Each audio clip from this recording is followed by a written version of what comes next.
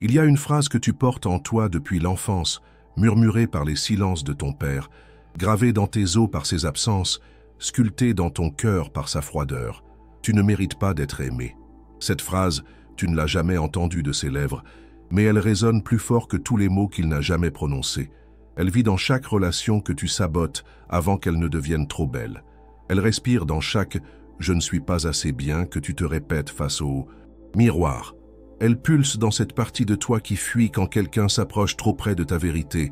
Ton père t'a appris à ne pas mériter l'amour, pas par méchanceté peut-être, pas par intention cruelle, non, mais par son propre vide, par sa propre blessure non guérie, par sa propre incapacité à t'offrir ce qu'il n'avait jamais reçu lui-même. Tu cherches encore son regard d'approbation dans les yeux de ceux que tu aimes. Tu mendis encore cette validation qu'il t'a refusée dans les bras de ceux qui te touchent. Tu cours encore après cette reconnaissance qu'il ne t'a jamais donnée dans chaque succès que tu accumules, chaque performance que tu livres au monde. Et aujourd'hui, assis dans cette réalité que tu as construite autour de cette croyance toxique, tu te rends compte que tu vis la vie de quelqu'un qui ne mérite pas d'être aimé. Tu choisis des partenaires qui te confirment cette vérité. Tu sabotes les moments de bonheur avant qu'ils ne t'obligent à remettre en question cette identité que tu portes comme une seconde peau. Cette douleur que tu ressens, elle n'est pas juste tristesse, elle est réveil, elle est le cri de ton âme qui refuse de porter plus longtemps le mensonge que ton père t'a transmis par son silence. Carl Jung disait « Ce qui ne monte pas à la conscience revient comme destin ». Et ton destin jusqu'à maintenant a été de répéter inlassablement le schéma de celui qui ne mérite pas d'être aimé, de celui qui doit gagner l'amour, de celui qui doit prouver sa valeur. Mais il y a quelque chose en toi qui refuse de mourir dans cette croyance. Sinon, tu ne serais pas ici à écouter ces mots qui résonnent dans tes tripes comme une vérité que tu reconnais enfin. Ce voyage que nous allons faire ensemble n'est pas une thérapie. C'est un retour à la maison. Un retour vers cette partie de toi qui a toujours su qu'elle méritait d'être aimée, même quand les yeux de ton père te disaient le contraire. Respire. Tu es en processus. Et cela, c'est sacré. Carl Jung nous a révélé une vérité qui dérange. L'enfant porte en lui l'image du père. Et cette image détermine sa capacité future à donner et recevoir l'amour. Ton père n'était pas seulement un homme dans ta vie, il était l'architecte de ton monde intérieur, le créateur de tes croyances les plus profondes sur ta propre valeur. Quand Jung parlait du complexe paternel, il ne parlait pas juste d'une relation difficile avec papa. Il parlait d'une blessure archétypale qui se transmet de génération en génération, comme un virus émotionnel qui infecte la capacité d'aimer et d'être aimé. Ton père, dans son silence, dans ses absences, dans sa froideur, t'a transmis un message qui a planté ses racines dans ton inconscient. L'amour se mérite, et toi, tu ne fais pas le poids. Ce message, tu l'as intériorisé si profondément qu'il est devenu ta voix intérieure, ton juge impitoyable, ton saboteur permanent. Tu ne réalises même pas à quel point cette programmation influence chaque choix que tu fais. Tu choisis des partenaires émotionnellement indisponibles parce qu'ils te rappellent cette distance familière. Tu fuis ceux qui t'offrent un amour authentique parce que leur tendresse fait écho à un vide que tu ne sais pas comment combler. Dans la psychologie des profondeurs, nous savons que ce que nous n'intégrons pas consciemment, nous le répétons inconsciemment. Ton père absent vit en toi. Ton père critique vit en toi. Ton père qui ne savait pas aimer vit en toi. Et il continue de diriger ta vie affective depuis les coulisses de ton inconscient. Jung disait aussi « Tout ce qui nous irrite chez les autres peut nous mener à une compréhension de nous-mêmes. » Cette irritation que tu ressens face à l'abandon, à l'indifférence, au rejet, elle te montre exactement où ton père a laissé sa marque en toi. Mais voici ce que ton père ne savait pas, ce qu'il n'a jamais appris, ce qu'il ne pouvait donc pas t'enseigner. Ta valeur n'a jamais dépendu de sa capacité à te reconnaître. Ta capacité d'aimer et d'être aimé n'a jamais été conditionnée par son approbation. Il y a en toi un père intérieur qui peut être guéri, transformé, renouvelé. Il y a en toi une source d'amour qui n'a jamais eu besoin de sa validation pour exister. Cette source, elle a attendu patiemment que tu la découvres, que tu la reconnaisses, que tu lui permettes de te nourrir de l'intérieur. La blessure paternelle n'est pas juste une cicatrice. C'est un portail vers ta propre capacité de te reparenter, de te donner cette sécurité affective que tu as toujours cherchée à l'extérieur. Es-tu prêt à rencontrer le père que tu peux devenir pour toi-même? Dans l'inconscient collectif de Jung, le père représente bien plus qu'un individu. Il incarne l'autorité, la protection, la reconnaissance, la force qui dit « tu existes, tu comptes, tu as ta place dans ce monde ». Quand cette figure archétypale est blessée en toi, c'est tout ton rapport au monde qui vacille. Tu portes en toi deux. Père, le père externe qui t'a élevé, et le père intérieur, cet archétype qui devrait te donner le sentiment profond d'être digne d'amour. Ton père réel a blessé ton père intérieur. Il l'a étouffé sous ses silences, l'a gelé par son absence, l'a réduit au silence par son incapacité à t'offrir la tendresse dont tu avais besoin. Cette blessure a créé en toi ce que Jung appelait la projection. Tu projettes sur chaque personne que tu rencontres le même schéma. Ils vont partir, ils vont te juger, insuffisant. Ils vont te confirmer que tu ne mérites pas leur amour. Tu ne vois plus les gens pour qui ils sont. Tu vois des écrans sur lesquels tu projettes le film de ton abandon originel. Mais il y a plus profond encore. Cette blessure paternelle a nourri ta sombre. Cette partie de toi que tu refuses de voir. Ta sombre porte ta rage contre ton père, ta tristesse jamais exprimée, ta colère d'avoir été négligée. Elle porte aussi ta culpabilité secrète. Et si c'était moi le problème? Et si j'étais vraiment quelqu'un d'impossible à aimer?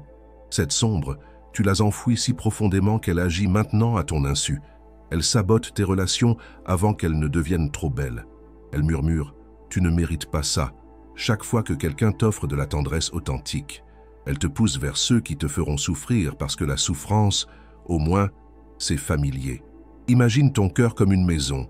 Ton père était censé t'apprendre à construire des fondations solides, à installer des fenêtres qui laissent entrer la lumière, à créer un foyer chaleureux. Au lieu de cela, il t'a laissé avec une maison aux murs fissurés, aux fenêtres condamnées, au toit qui laisse passer la pluie. Depuis, tu vis dans cette maison délabrée, convaincu que c'est tout ce que tu mérites. Tu invites des gens dans cette maison froide et tu t'étonnes qu'ils ne veuillent pas y rester. Tu rénoves constamment l'extérieur pour impressionner, mais l'intérieur reste inhabitable. L'automne, voyage de guérison, c'est apprendre à devenir ton propre architecte. C'est réaliser que tu peux reconstruire cette maison de l'intérieur, poser de nouvelles fondations, installer des fenêtres qui laissent entrer l'amour, créer un foyer où tu peux enfin te sentir chez toi. Ton père t'a donné des matériaux défaillants, mais tu n'es pas obligé de construire avec ces matériaux pour le reste de ta vie. Il est temps de brûler les plans qu'il t'a laissés et de dessiner les tiens.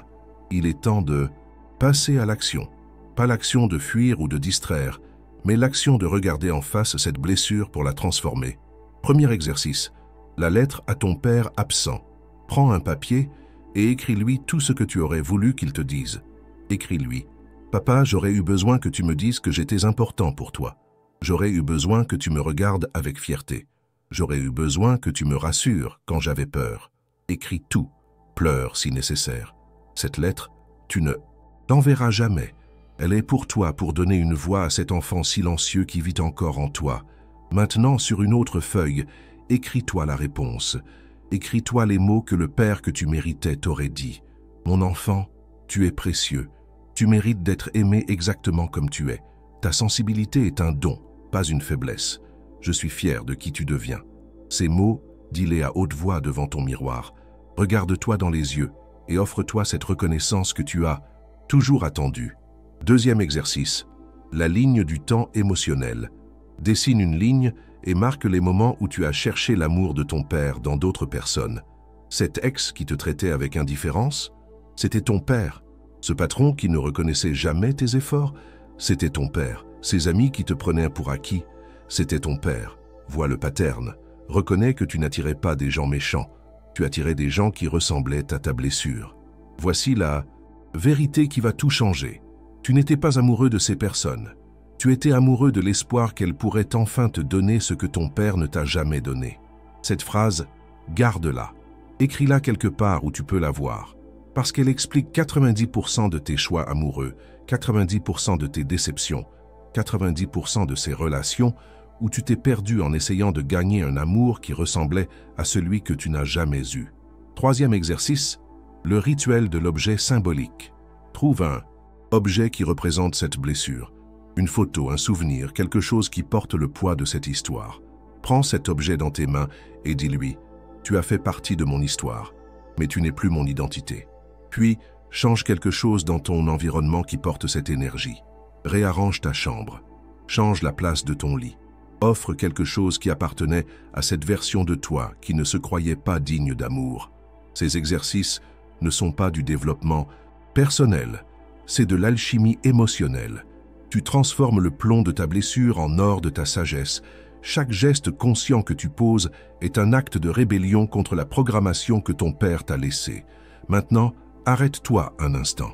Respire profondément. Sens cette énergie qui monte en toi.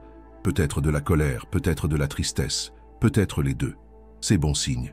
C'est ton système nerveux qui se réveille, qui sort de l'engourdissement où il s'était réfugié pour survivre. Cette colère que tu ressens, elle est sacrée. C'est la colère de ton âme qui refuse de continuer à porter le mensonge que ton père t'a transmis.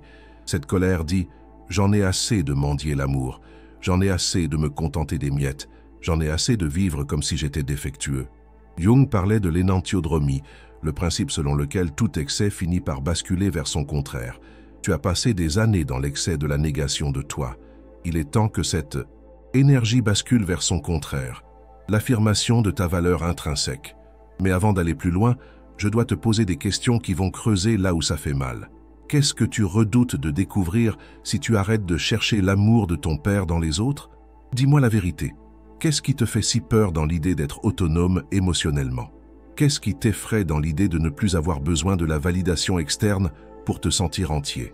Qui serais-tu si tu cessais de porter la culpabilité de ne pas avoir été assez bien pour ton père? Imagine cette version de toi qui ne se remet pas en question à chaque interaction, cette version qui n'interprète pas chaque silence comme un rejet, cette version qui peut recevoir l'amour sans se demander ce qu'elle a fait pour le mériter. Es-tu prêt à lâcher l'identité de celui qui souffre pour devenir celui qui guérit? Parce que c'est là le vrai défi. Tu t'es tellement habitué à être celui qui porte cette blessure que l'idée de la lâcher te terrorise. Qui seras-tu sans cette histoire? Qui seras-tu sans cette excuse pour ne pas t'exposer complètement à l'amour? Il y a une partie de toi qui s'accroche à cette blessure parce qu'elle te donne une raison de ne pas prendre de risques émotionnels. Je ne peux pas m'ouvrir complètement parce que mon père m'a blessé. C'est pratique, n'est-ce pas? C'est une armure parfaite contre la vulnérabilité. Mais voici ce que Jung savait. Il n'y a pas de naissance de la conscience sans douleur. Cette douleur que tu ressens en ce moment, c'est ta conscience qui naît. C'est ton vrai moi qui se réveille de l'hypnose paternelle. L'énergie de transformation est en train de monter en toi. Tu peux la sentir dans ton ventre, dans ta poitrine. C'est l'énergie de celui qui dit « ça suffit, je reprends le pouvoir sur ma vie affective ». Cette énergie, ne la gaspille pas en colère stérile. Utilise-la comme carburant pour ta renaissance. Maintenant que cette énergie de transformation circule en toi, il faut comprendre ce qui se passe réellement dans ton psychisme. Jung appelait ce processus l'individuation, le voyage vers ta totalité authentique, libérée des programmations externes. Ton père t'a transmis ce que les psychologues appellent un attachement insécure. John Bowlby nous a montré que les premiers liens déterminent notre capacité future à faire confiance, à nous abandonner, à croire en notre valeur. Ton père absent ou critique a créé en toi un système d'alarme hyperactif qui crie « danger » chaque fois que quelqu'un s'approche trop près de ton cœur. Mais voici ce que tu dois comprendre. Ce système d'alarme était adaptatif quand tu étais enfant. Il t'a protégé. Il t'a permis de survivre dans un environnement où l'amour était conditionnel ou absent. Le problème, c'est qu'il continue de fonctionner maintenant, dans un contexte où tu n'en as plus besoin. Viktor Frankl disait « Entre le stimulus et la réponse, il y a un espace. Dans cet espace réside notre pouvoir de choisir notre réponse. Et dans notre réponse se trouve notre croissance et notre liberté. Cet espace, c'est exactement ce que nous créons maintenant entre ta blessure paternelle et tes réactions automatiques. Quand quelqu'un te montre de l'amour et que ton système s'affole, au lieu de fuir automatiquement, tu peux maintenant te dire « Ah, voilà mon système d'alarme paternelle qui se déclenche. Mais je suis adulte maintenant. Je peux choisir de rester et de recevoir cet amour. » Carl Rogers parlait de l'acceptation inconditionnelle positive, cette capacité de s'aimer sans condition. Ton père n'a pas su te donner cette acceptation, mais tu peux te la donner maintenant. Tu peux devenir pour toi-même le père affectueux que tu n'as jamais eu. Cela demande de la pratique. Chaque fois que ta voix intérieure critique se manifeste, cette voix qui ressemble étrangement à ton père, tu peux la remplacer par une voix paternelle et bienveillante. Au lieu de « tu n'es pas assez bien », tu dis « tu fais de ton mieux et c'est suffisant ». Au lieu de « tu vas encore échouer », tu dis « je crois en toi ». Erich Fromm nous a enseigné la différence entre l'amour symbiotique, où on fusionne pour éviter la solitude, et l'amour mature, où on choisit l'autre depuis sa propre complétude. Tant que tu cherches l'amour pour combler le vide laissé par ton père, tu restes dans l'amour symbiotique. Quand tu guéris cette blessure, tu accèdes à l'amour mature. Cette guérison n'est pas linéaire. Il y aura des rechutes, des moments où l'ancien système reprendra le dessus. C'est normal. Jung parlait de la spirale de l'individuation. On ne guérit pas d'un coup, on monte en spirale, revisitant les mêmes blessures mais à des niveaux de conscience de plus en plus élevés. Sois patient avec toi-même. Tu démontes une programmation de plusieurs décennies. Il y a quelque chose que tu dois réaliser maintenant. Quelque chose qui va changer ta façon de voir toutes tes relations passées et futures. Tu n'as jamais vraiment rencontré les personnes que tu as aimées. Tu as rencontré tes projections, tes attentes, tes espoirs de guérison. Cette femme qui te semblait parfaite au début, puis qui t'a déçu.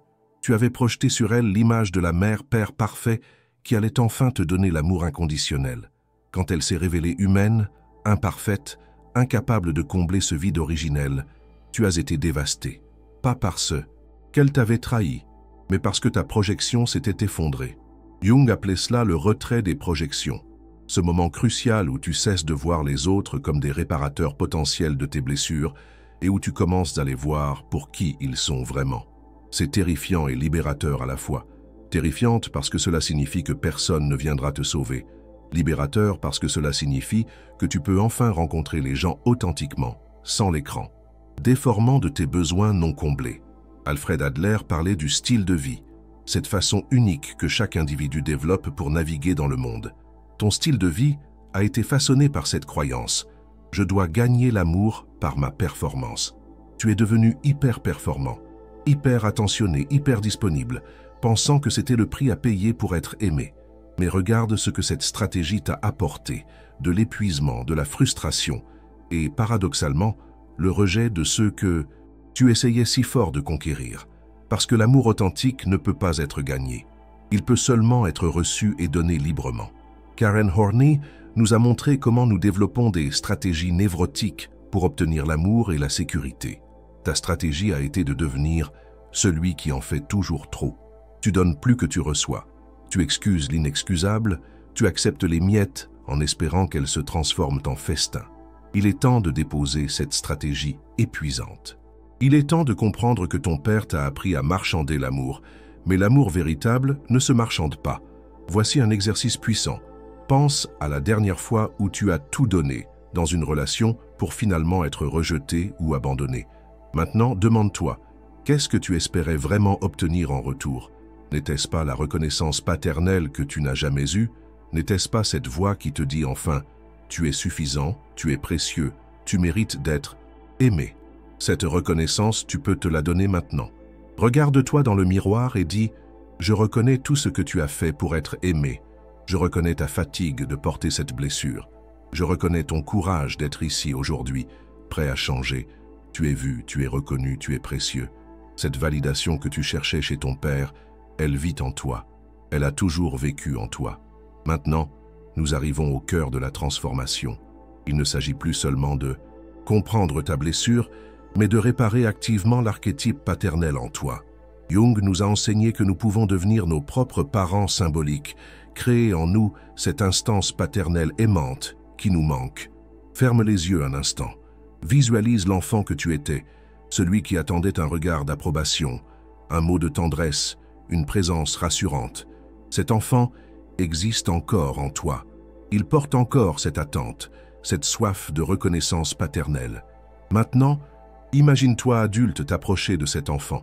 Regarde-le avec les yeux que ton père aurait dû avoir, des yeux pleins de fierté, de tendresse, d'émerveillement devant ce petit être unique que tu étais.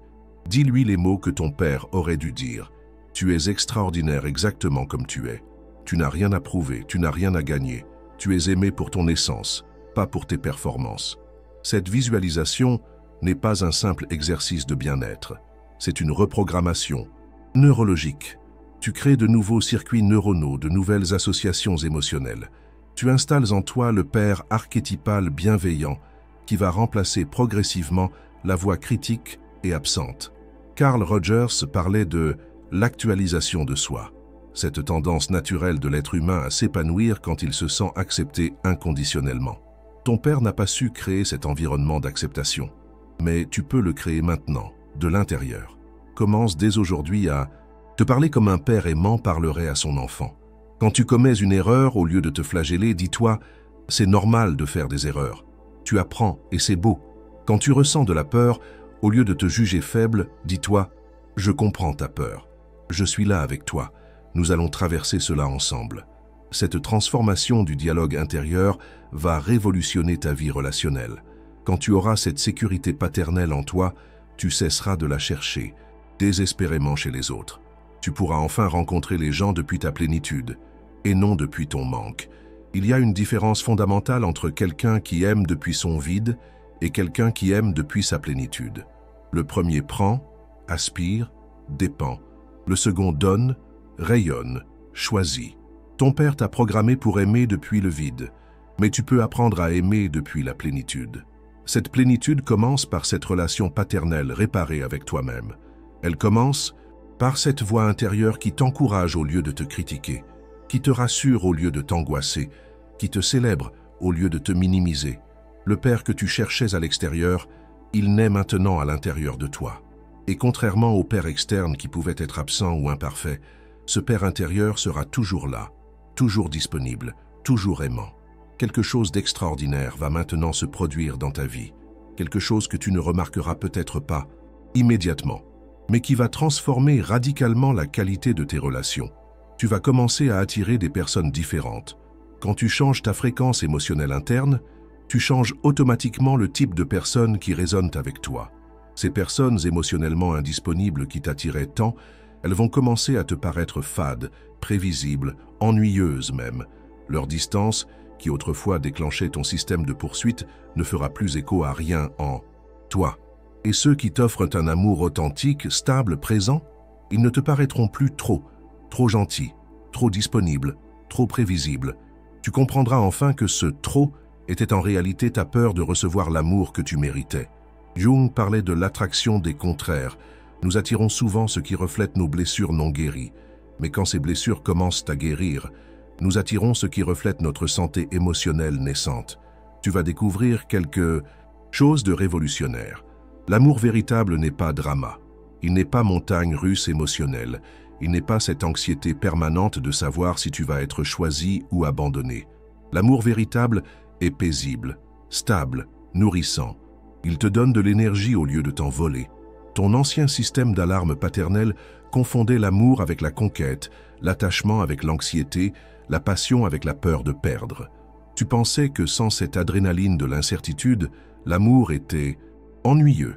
Tu découvres maintenant que cette adrénaline n'était pas de l'amour. C'était ton trauma qui parlait.